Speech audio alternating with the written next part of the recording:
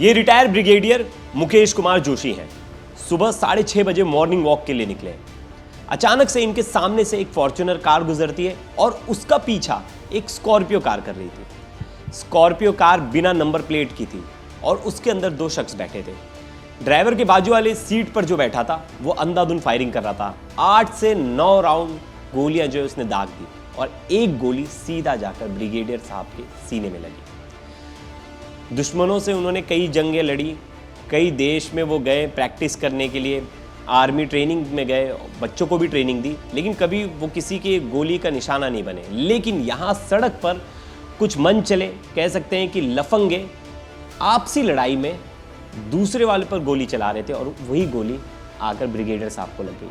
लेकिन ये थे कौन और क्या पूरा मामला था, जानेंगे डिटेल में और इस वीडियो से ही शुरुआत करेंगे। चिराग जी, वीडियो देखिए, सुबह 6:30 बजे, मतलब एक आर्मी पर्सन जो एक रूटीन फॉलो करता है कि सुबह उठना है, 6 बजे उठना है, फिर रेडी होना है, एक्सरसाइज करना और वापस अपने रूटीन पर चले जाना है। और कुछ लोगों की सुबह शुरू नहीं हुई थी, उनकी रात खत्म हो रही थी। यानी ये जो बच्चे थे, बच्चे क्या, ये तो 27-28 साल के जो लड़के हैं, इनकी रात अभी खत्म हो रही थी। मतलब ये पार्टी करके लौट रहे थे और पार्टी का एक छोटा सा झगड़ा सड़क पर आ गया, रोड रेज पे। और ये कोई देहरादून के लोकल नहीं है, ये सब बाहरी लोग हैं जो देहरादून में आकर बसे, अपना बिजनेस चला रहे हैं और वहीं बिजनेस चला रहे, क्योंकि पहाड़ के लोग आमतौर पर आपने सुना होगा बड़े शांत होते हैं, लड़ाई झगड़ा और ये सब चीज़ों से बचते हैं।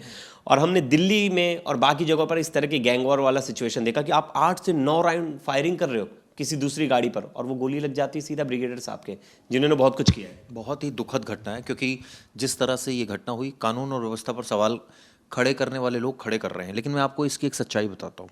मुझे ये बताइए कि किसी भी जगह पर इस तरह के क्लब्स हर डिस्ट्रिक्ट में, हर राज्य में, कोई ऐसा राज्य, देहरादून पहला नहीं है या डिस्ट्रिक्ट ऐसा पहला नहीं है जहाँ पर ये पब्स नहीं खुले, क्लब्स नहीं खुले।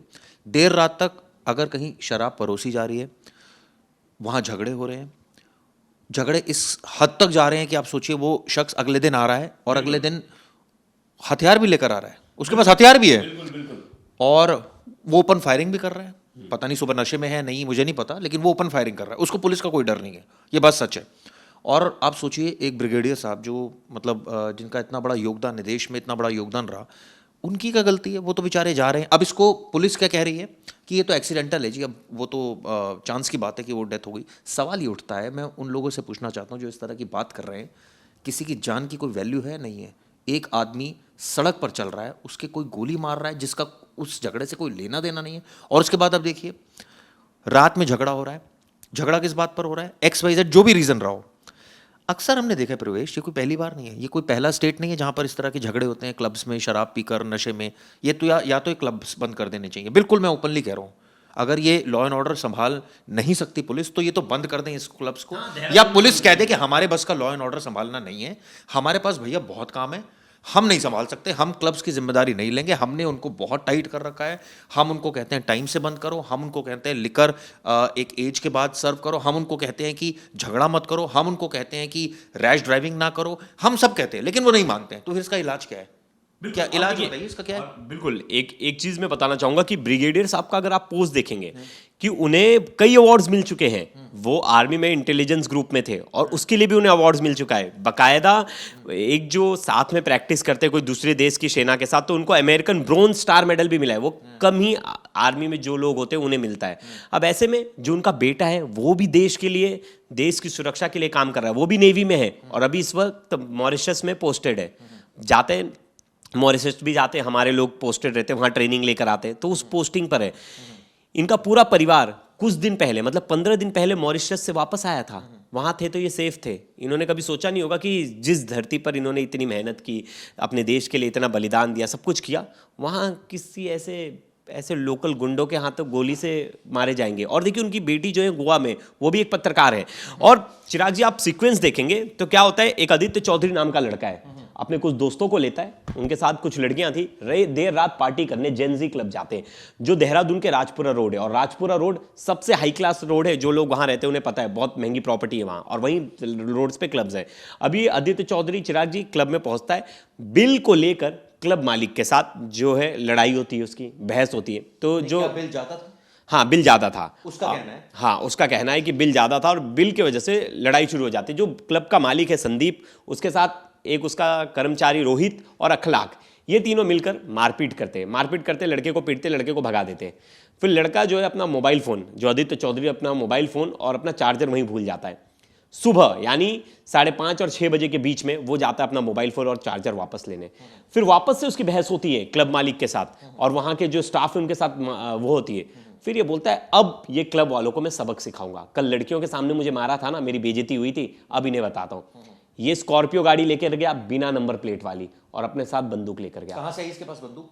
अब ये कौन है पुलिस बंदा? पुलिस चौधरी कौन है? इसके पास बंदूक कहाँ से आई? किसने इसको, ये इलीगल वेपन है या लीगल वेपन है, पहले तो पुलिस ये बताए। दूसरा, ये जो क्लब में जा रहा है, ये दिल्ली के लड़के हैं, ये देहरादून के क्लब में जा रहे हैं, ये देहरादून, ये रायपुर का रहने वाला है, रायपुर का रहने वाला और हाल फिलहाल में देहरादून में रह रहा था। ओके।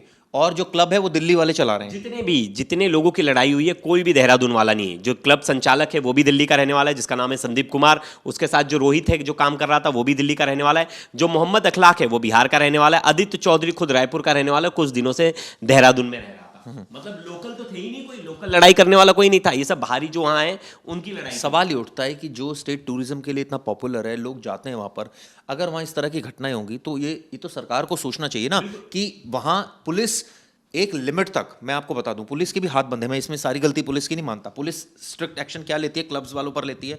आप टाइम बाउंड रहे, आप ज़्यादा कोई शराब अगर कोई सर्व करके जा रहा है तो यातायात नियमों का उल्लंघन ना हो, ट्रैफिक पुलिस खड़ी है। इसके अलावा क्या इस तरह का कोई पैमाना है कि कोई आदमी कितनी भी शराब पिए जा रहा है एक जगह पर बैठकर और उसके बाद झगड़े किए जा रहा है या रैश ड्राइविंग किए जा रहा है या एक्सीडेंट्स होते हैं या आपस में झगड़े हो रहे हैं और झगड़े इस शक्ल ले रहे, ये शक्ल अख्तियार कर रहे हैं कि अगले दिन इस तरह से जो है वो सुबह आ रहा है, फिर बदला ले रहा है, गोलियां चला रहा है, ब्रिगेडियर को मार दिया, क्या ड्रामा हो रहा है? हिम्मत देखिए, हिम्मत।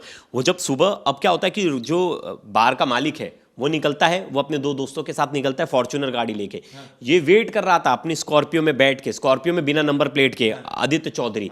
जैसी वो गाड़ी बाहर निकलती है उसके पीछे अपनी गाड़ी लगाता है और उनको रुकाने के लिए बोलता है गन दिखा के। वो देख लेते उसके हाथ में गन है तो फॉर्च्यूनर और तेजी से भगाते और वो उनके पीछे स्कॉर्पियो और तेजी से भगाता। इस दौरान जहां जहां ये सुबह के वक्त गई, सुबह तो पुलिस अब बहाना बनाएगी कि एक्टिव नहीं होती सुबह 6 बजे, एक्टिव थी, चलिए मैं मान लेता हूं। ये कितनी देर तक ये सड़कों पर ये तांडव मचता रहा? 20 मिनट तक, 20 मिनट तक एक शख्स, 2 गाड़ियां, हमने सीसीटीवी भी देख रहे हैं, ये आप दोस्तों देखिए सीसीटीवी किस तरह से एक गाड़ी दूसरी गाड़ी का पीछा कर रही है, ये साफ नजर आ रहा है। कोई पुलिस का रोल वहां पर अब यहाँ पुलिस का रोल थोड़ा बहुत तो बनता है, नहीं बनता? और देखिए, और ऐसा नहीं था कि कोई एक शख्स चल रहे थे, ब्रिगेडियर सर अपने दोस्तों के साथ थे। अच्छा वो किसी और को गोली नहीं लगी, कोई और भी जख्मी हो सकता था, किसी और की भी मौत हो सकती थी, लेकिन गोली उनको सीधा सीने में लगी है। बचाने का चांस ही नहीं मिला लोगों को। वो हॉस्पिटल लेके गए, मैक्स हॉस्पिटल, तब तक हॉस्पिटल में उन्हें मृत्यु रही होगी। वो क्या सोच रहे होंगे सरकार के बारे में, पुलिस के बारे में, उन गुंडों के बारे में और परिस्थिति के बारे में? मुझे इसका जवाब आप बताइए। ये एक नॉर्मल मौत नहीं है, ये किसी की भी इस तरह की घटनाएं बहुत होती है। देखिए, मैं ये नहीं कहता कि इस तरह की घटनाएं आप लोग नहीं सुनते, हम लोग नहीं सुनते, इस देश में ऐसी घटनाएं बहुत होती है, लेकिन हर एक घटना कुछ ना कुछ सिखाती है। सवाल ये उठता है कि वहां की पुलिस जिसका काम है, वहां की जो एक्साइज डिपार्टमेंट जिसका काम है, चेक करे कि भैया मुझे ये बताइए, क्लब में कोई पैमाना है कि कोई कितनी भी शराब किसी को सर्व किया जा रहा है? नहीं, पैमाना है चिराग जी, ऐसा नहीं है कि पता है कोई बहुत ज्यादा। ये तो देखिए डिपेंड करता है कि बहुत बार तो खुद डिसाइड करना होता है कि आपने, बिल्कुल। और अगर आप सर्विंग नहीं कर रहे हैं, पैसे आप पकड़ाए जा रहे हैं, वो आपको पैक्स दिए जा रहा है, तो पैसा कमाने के लिए खोला है और पैसा कमा रहे हैं उन लोग। नहीं तो पैसा कमा रहे हैं, तो पैसा कमा रहे हैं, तो ये जो घटना हो रही है इसका जिम्मेदार कौन है? जिम्मेदार ये है कि चिराग जी, जो टाइमिंग्स है, टाइमिंग्स को लेकर जो बातें होती हैं कि देर रात तक जो नियम बनाया गया है कि 12 बजे, कई जगह 1 बजे, जैसे दिल्ली में शायद 12 बजे, नोएडा में 1 बजे तक है, तो हर जगह ऐसे परमिशंस की टाइमिंग होती है। अब वो परमिशन, ये सुबह 6 बजे तक क्या कर रहे थे, 6 बजे तक घात लगा के बैठे, 4-5 बजे तक लड़ाई होती है, रात भर लड़ाई हो रही है, रात भर घूम रहे। तो चिराग जी, हर जगह का टाइम लिमिट सेट है, हर जगह की चीज़ें इन्होंने शराब, इस तरह के क्लब से बहुत अच्छा रेवेन्यू, इसलिए इस तरह के क्लब्स को परमिशन मिलती है। और मैं तो ये कहूंगा ये लाइसेंस टू किल है, मैं तो इसको ये बोलूंगा, इसमें कोई मुझे दो राय नहीं है, क्योंकि आप कोई नियम और कायदे कानून नहीं है। कोई आदमी किसी को कितनी भी पैसे के चक्कर में शराब पिलाया जा रहा है, वो पिए जा रहा है, वो भी गैर जिम्मेदाराना काम करे जा रहा है, और उसके बाद आप क्या कर रहे हैं, गाड़ी लेकर चलते हैं। पहले उससे पहले आप झगड़ा कर रहे हैं, झगड़ा किसी भी बात पर आप कर सकते हैं। हो सकता है दोस्तों जब कोई आदमी नशे में ना हो तो शायद इस तरह के झगड़े ना हो, अवॉइड कर दे सिचुएशन, कोई अपमान झेल ले इस तरह का, और बाद में कहें पुलिस केस करे। अब पुलिस क्या करी, अब पुलिस रेड कर रही है और जितने क्लब्स हैं अब क्लब्स में जाके देख रही है कि कितने क्लब्स जो हैं लीगली चल रहे हैं, कुछ कितने क्लब्स इनलीगली चल रहे हैं। और सबको पता होता है, ठीक है प्रवेश, सबको पता होता है, सबको हफ्ता जाता है, सबको पता होता है। कोई मुझे आकर ये बता दे कि पुलिस को ये नहीं पता कि यहाँ क्या एक्टिविटी चल रही है, सबको पता होता है। सवाल ही उठता है, एक बेटा वो भी नेवी में चला गया देश की सेवा करने के लिए, अपने माता पिता को छोड़ के मॉरिशस में है। वो सोच रहा होगा कि मेरे पापा की तो कोई रक्षा करेगा। यहाँ तो दिन दहाड़े कुछ लफंगे, ये तो लफंगे थे, मतलब रात भर मस्ती किया, लड़की के सामने लड़ाई हो गई तो बेइज्जती फील हो गई कि अरे लड़की के सामने कैसे क्लब वाले ने मुझे पीट दिया, दुश्मनी ठान ली सुबह पीटने के लिए। लेकिन मुझे लग रहा है क्लब वाले को भी मारपीट नहीं करनी चाहिए थी, रात को तुरंत पुलिस को बुलाना चाहिए था। हो सकता है परिस्थिति ऐसी होगी, मैं तो ये कह रहा हूँ, ये भी हो सकता है। परिस्थिति होने के बाद तो पुलिस को बुला सकते थे। मुझे ये बताइए कि इन्फॉर्म करना चाहिए था कि एग्री, लेकिन मुझे ये बताइए कि कोई क्लब वाला क्या ये चाहेगा कि उसके क्लब में इस तरह का तमाशा हो? एक जनरल परसेप्शन बताइए। नहीं, उसको तो धंधा करना है। धंधा करना है, सिंपल सी बात है। किसी को अगर धंधा करना है तो कोई क्यों चाहेगा कि ऐसी परिस्थिति क्रिएट हो, कल को उसका नाम बदनाम हो, ग्राहक। अब क्या है, सील हो गया वो, अब कार्रवाई होगी, अब तो सील हो गया, अब सारी पुलिस चेक भी कर रही है। अब कितने दिनों तक चेक करेगी ये तो खुद पुलिस ही बता दे, क्योंकि पुलिस तो ओवरलोडेड है ना, बहुत सारा काम है पुलिस के पास। पुलिस कहती है मेरे हमारे पास यही काम थोड़ी है कि हम क्लब चेक करते रहेंगे। हमारे एसएचओ के पास, हमारे जो एसीपीस के साथ या डीसी, बहुत काम है उन लोगों के पास। नहीं चिराग जी, मुझे तो लगता है कि देहरादून में जितनी गाड़ियां आ रही है ना दिल्ली और बाकी जगहों से, उन गाड़ियों की भी जांच हो, उनकी गाड़ियों की जांच होनी। देहरादून को इतना डेस्टिनेशन एक तरह से कहा जाए टूरिज्म के लिए बढ़ावा दिया जा रहा है सरकार की तरफ से, चाहे देहरादून हो, चाहे ऋषिकेश हो, हरिद्वार हो, नैनीताल हो, इन जगहों पर आप देखिए भीड़ कितनी होती है। और चिराग जी वहाँ के लोग जो इलाके जो है खासकर दिल्ली आसपास के सब लोग वहां चले जाते हैं और वहां पर न्यूसेंस क्रिएट होता है, तो सच है, इसमें कोई दो राय नहीं है, ये बिल्कुल। और वहां की पुलिस के लिए चैलेंज है ये मैं ये नहीं कह रहा सारी गलती पुलिस की नहीं बोल रहा हूं, देखिए मैं वहां की पुलिस प्रशासन के लिए एक्चुअल में चैलेंज है ये, इस तरह के न्यूसेंस लोगों से निपटना। वहाँ के लोकल भी यही कहते हैं कि हमारे यहाँ के तो लोग लड़ते नहीं, और सच बात है, कभी आप ऐसी फुटेज नहीं देखोगे कि वहाँ के लोकल लड़ रहे हैं। पहाड़ी लोगों में इतनी सहनशीलता है कि वो चीज़ें अगर होंगी भी तो वर्बल कम्युनिकेशन होगा, वर्बल लड़ाइयाँ होंगी, खत्म हो जाएंगी, मैनेज कर लेते हैं। लेकिन इस तरह की रोड पर गोलियाँ चलाना, अब किसी के घर पे बंदूक, कोई किसी को गोली मार दे, इतने इनडिसिप्लिन तो नहीं है। राहुल गांधी ने अब इसको लेकर ट्वीट किया है, ठीक है, वो पॉलिटिकल आदमी, और उन्होंने ट्वीट किया है वहाँ की कानून और व्यवस्था पर गंभीर सवाल उठाए। क्यों? क्योंकि वहाँ पर बीजेपी की सरकार है। उत्तराखंड में हम सबको पता है कि धामी सरकार है, धामी सरकार पर बड़ा इल्जाम लगाया है उन्होंने, लेकिन सवाल ही उठता है गलतियां तो है किसी न किसी एंड पर। एक बार एसएसपी है वहाँ के, उनकी एक बार बाइट सुनते हैं। बिल्कुल।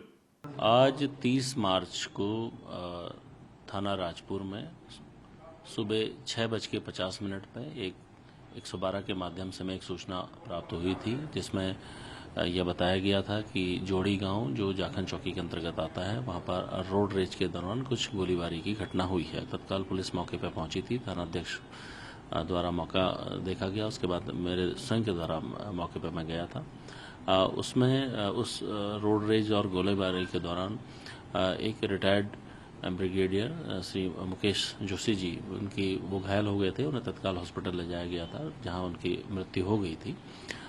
इसमें दो जो गुट जिनके बीच में ये झगड़ा हुआ था, जिसमें एक गुट को पुलिस के द्वारा अपने हिरासत में लिया गया है, दूसरा गुट अभी फरार चल रहा है, शीघ्र ही उसकी भी अरेस्टिंग कर ली जाएगी। जो भी अभियुक्त इसमें चाहे प्रत्यक्ष रूप से हों या अप्रत्यक्ष रूप से, जो भी इसमें जुड़े हैं या परोक्ष रूप से, इनके खिलाफ सख्त वैधानिक कार्रवाई की जा रही है। इसमें पुलिस के द्वारा भी अभियोग पंजीकृत किया गया है, साथ में मृतक के परिजनों से भी ये कंप्लेंट लेकर अभियोग पंजीकृत किया जा रहा है। जो भी लोग इसमें सम्मिलित हैं, इस पूरी घटना में जो लोग सम्मिलित हैं, उनके खिलाफ हम सख्त वैधानिक कार्रवाई करेंगे। ये तो एसपी थे, एसपी तो बता रहे हैं कि उनके तरफ से ऐसा कहा जा रहा है कि चिराग जी ये तो हाँ आरोपी गिरफ्तार हो गए हैं और वो उनकी हत्या नहीं करना चाह रहे थे, लेकिन फिर भी लॉ एंड ऑर्डर की सिचुएशन तो यहाँ उभर कर आ रही है ना। बदमाश बंदूक लेकर सरेआम गोलियां चला रहा है तो उसको पुलिस का डर नहीं है, और यही काम पुलिस का है कि डर बनाकर रखे, मौके पर पुलिस मौजूद हो। लेकिन वही प्रॉब्लम है ना प्रवेश, पुलिस होती नहीं, 50 ओवरलोडेड होते हैं। प्रणव चैंपियन का आपने देखा था, वो जो पूर्व विधायक थे, देहरादून से ज्यादा दूर नहीं होगा, वो हरिद्वार में जब झगड़ा हुआ था, वो कैसे उमेश कुमार के यहाँ जाके फायरिंग कर दिए थे। उत्तराखंड पुलिस का कोई डर है कि नहीं अपराधियों को? नहीं है डर तो बता दे उत्तराखंड पुलिस। डर होना चाहिए कि कोई अगर उस भूमि में जाकर वहां अगर बंदूक लेकर घूम रहा है तो उसे ये दहशत होनी चाहिए कि पुलिस को पता चल जाएगी तो पुलिस छोड़ेगी नहीं। वो स्टेट उत्तराखंड टूरिज्म के लिए पॉपुलर है और वहाँ पर अगर इस तरह की घटनाएं होती हैं तो इसका इफेक्ट सिर्फ उत्तराखंड तक नहीं जाता, इसका इफेक्ट पूरे देश में जाता है। खासकर उत्तराखंड की अगर बात करूँ, हिमाचल प्रदेश की बात करूँ, आप सोचिए देश भर से टूरिस्ट यहाँ पर आते हैं। बिल्कुल। और वहाँ पर अगर इस तरह की घटनाएं होगी, वहाँ की तो पुलिस को और अलर्ट होने की ज़रूरत है। अब इस तरह की घटनाएं देखिए, यहाँ हम किसी एक पुलिसकर्मी को कोसे या किसी एसएसपी को बोले या एसपी को बोले, उससे कोई काम बनने नहीं वाला। ये एक टोटल रिस्पॉन्सिबिलिटी है जो सबको लेनी पड़ेगी, चाहे गवर्नमेंट के कोई डिपार्टमेंट हो, अलग अलग एक्साइज डिपार्टमेंट से लेकर जो परमिशन दे रहे हैं, लाइसेंसिंग डिपार्टमेंट से लेकर जो वहाँ के लोकल प्रशासन है, पुलिस, सबका रोल है। कोई एक आदमी की इसमें वो नहीं मुझे है। लगता है लोकल्स को भी बढ़ चढ़ के हिस्सा लेना चाहिए। अगर कोई इनलीगल एक्टिविटी हो रही है तो आप रेगुलर कंप्लेंट्स कीजिए, आप बताइए, मीडिया में बताइए। सोशल मीडिया है सबसे बड़ा पावरफुल चीज़ है, आप खुद वीडियो बनाकर डालिए, क्योंकि अगर आपके घर के आसपास कुछ ऐसी चीज़ें हो रही हैं इनलीगल और उसका खामियाजा ऐसा भरना पड़ेगा, मतलब सोचिए देश के लिए इतना कुछ किया और उन्हें। लेकिन प्रवेश, क्या सवाल ये उठता है कि सरकार को कोई फर्क पड़ता है? इतना बड़ा प्रदेश, इतनी बड़ी पॉपुलेशन, इतने सारे, कहते हैं होते रहते हैं इस तरह के इंसिडेंट, कोई फर्क नहीं पड़ता। ठीक है, थोड़ा तो उसे पड़ रहा है ना जिसके घर का कोई गया है, बिल्कुल उसी को सोच रहे हैं। और वो बेटा अभी मॉरिशस में और खुद भारतीय नेवी के लिए काम कर रहे हैं, जॉब है। बेटी जो है वो खुद पत्रकार हैं गोवा में, बताया जा रहा है। और परिवार बड़ा सरल परिवार था, बड़ा ही अच्छा परिवार, हर कोई तारीफ करते हुए थक नहीं रहा था। लेकिन ऐसे परिवार में ऐसे हादसे हो जाएंगे किसी ने सोचा नहीं था। और किसी ने ये भी नहीं सोचा था कि ये दूर से आए लड़के मौज के लिए, अपने मौज मस्ती के लिए किसी की जान ले लेंगे। चश्मदीदों ने तो इसमें बता दिया किस तरह से पूरा वाकया हुआ, पुलिस का भी हमने वर्जन सुन लिया। लेकिन सवाल वही है जो कि बहुत यक्ष प्रश्न है इसमें, कि एक्साइज पॉलिसी को लेकर सरकार को बहुत सख्त कदम उठाने की ज़रूरत है। कोई आदमी कितनी भी शराब पिए जा रहा है, उसको पैसे के चक्कर में वो क्लब ऑनर दिए जा रहा है शराब, और उसके बाद झगड़े हो रहे हैं। ये सिर्फ एक इंडिविजुअल रिस्पॉन्सिबिलिटी नहीं है, ये एक सोशल रिस्पॉन्सिबिलिटी भी बनती है कि इसको लेकर एक सेट नियम बनाया जाए, पॉलिसी में बदलाव किया जाए। धन्यवाद दोस्तों।